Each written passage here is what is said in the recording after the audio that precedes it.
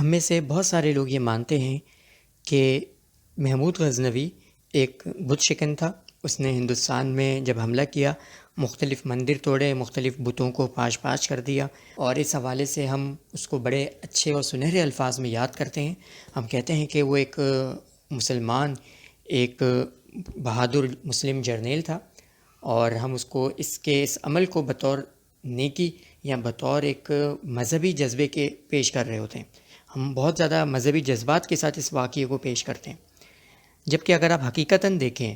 تو معاملہ بالکل اس کے برعکس ہے۔ یہ بات درست ہے کہ محمود غزنوی نے ہندوستان میں بہت سارے حملے کیے، بہت سارے مندر توڑے، لیکن سوال یہ ہے کہ کیا اس نے یہ عمل جس کو ہم اس کے کھاتے میں بطور ثواب ڈال رہے ہیں، بطور نیکی ڈال رہے ہیں، کیا اس نے یہ عمل ایک مذہبی جذبے کے تحت کیا تھا؟ تو ایسا ہے ہی نہیں۔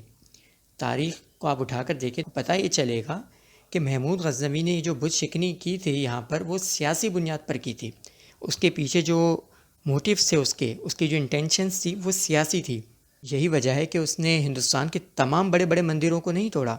آپ دیکھیں بلوچستان میں ہزاروں سال پرانے مندر موجود ہیں، کراچی میں ہزار سال پرانے مندر موجود ہیں، سندھ میں ہزاروں سال پرانے مندر موجود ہیں، جو کہ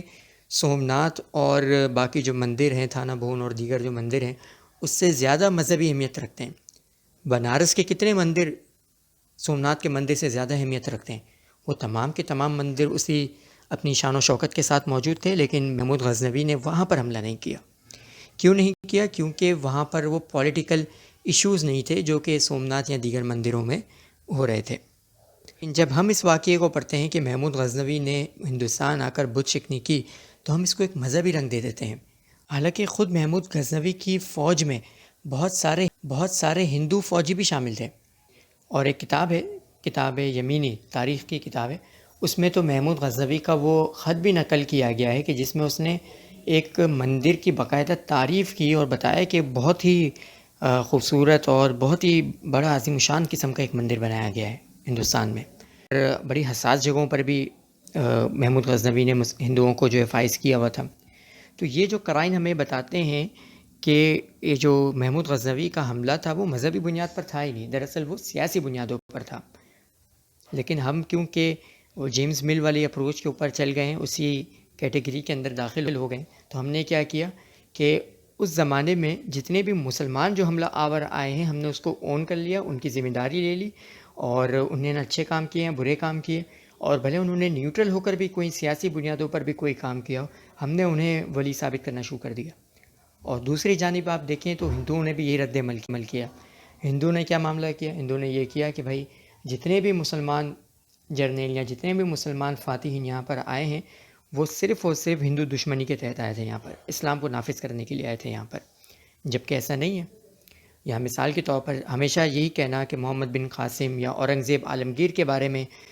بڑا مشہور ہے کہ اس نے بہت سارے مندر توڑے اور وہ ہندوؤں کے خلاف تھا، جبکہ اسی اورنگزیب عالمگیر کے بارے میں تاریخ میں یہ بات بھی موجود ہے، لکھی ہوئی ہے، کہ بہت سارے مندروں کا جو خرچہ ہے وہ اورنگزیب عالمگیر خود اٹھایا کرتا تھا بطور سلطان کے یا بطور حاکم کے۔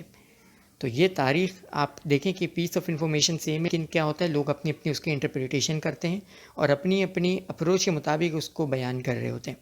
تو ہمیں بطور طالب علم کے، محقق کے، یہ دیکھنا چاہیے کہ کیا ہم لکیر کے فقیر بنتے ہوئے جیسا ہمیں سکھایا جا رہا ہے، سمجھایا جا رہا ہے، ہمیں مطالعہ پاکستان یا سو کال جو ہماری ہسٹری کی بکس ہوتی ہیں اس میں جو پڑھایا گیا ہے وہی پڑھتے آ رہے ہیں، یا پھر ہم خود بھی یہ زحمت کرتے ہیں کہ کسی چیز کو صحیح بنیاد پر بغیر کسی تعصب کے جج کر سکیں کہ آیا واقعتاً یہ تاریخ کا حصہ ہے یا محض کوئی افسانہ ہے۔ تو بات بڑی طویل ہو گئی ہسٹوریوگرافی کے حوالے سے، میں اب اسے مختصر کروں گا، اور آخری کی ہماری جو 2 سلائیڈز ہیں اس کے اوپر میں بات کر لیتا ہوں کہ تاریخ کے حوالے سے کچھ ہمارے ذہن کے اندر غلط فہمیاں بھی ہے، اور وہ غلط فہمیاں کیا ہیں اس بارے میں دیکھ لیتے ہیں۔